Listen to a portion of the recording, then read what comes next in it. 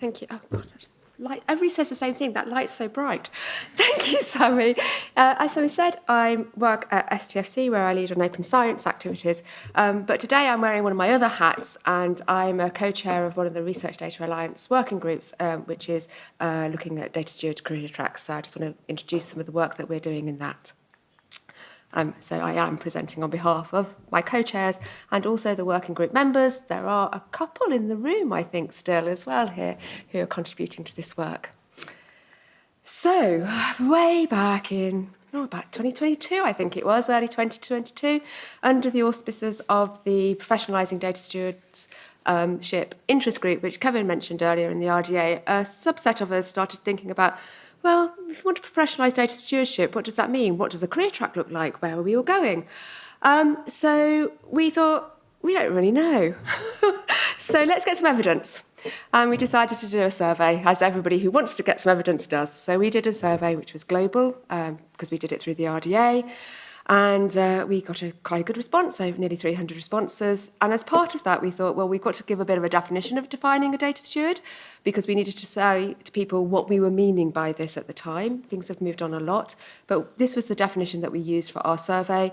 Doesn't mean it's the definition, it's a definition that we put in the survey. And it's interesting that Sammy and everybody's asked for a definition today as well. And in part of one of the questions we asked is, what were people's job titles? And this is the word cloud of what we got back. As you can see, absolutely plethora of loads of different job titles. There were data stewards, they were not the majority. All sorts of different things, again, which I think is reflected in everything that we talk about. So there are people who are self-identifying as the role of data stewardship in different contexts, but they're not called it. And it's like, does this matter? Do we care? I mean, how important are job titles for identifying what we are and getting that recognition?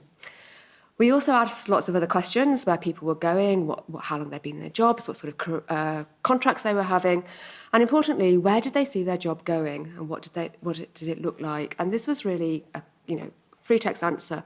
It was quite interesting. There were some positives, but there were really quite a few negatives that we felt that there were very few people in it who were sort of going, yeah, another job as a data steward. There was a lot of people seeing their career tracks as being in parallel and aligned professions, librarianship, information governance, maybe going back into being a researcher. And we thought, this is really interesting, and I think this needs exploring a little bit more. So we were also having conversations with people in the EOS task force, because they were looking at data stewardship curricula and career paths as well. And out of this and the work that we did in the interest group, we put together a proposal for a working group within RGA that we were going to looking more at what does a career track look like. It's not providing a definitive answer, but it's exploring the issues and maybe some illustration about what this can look like. Because if you can't see who you were aiming to be, how do you know where you want to get there? And how do we have the conversations in our organisations, for those of us who are recruiting, of what we expect this to look like, and how do we retain people if we can't really illustrate it? And also within RDA, we're looking at this globally.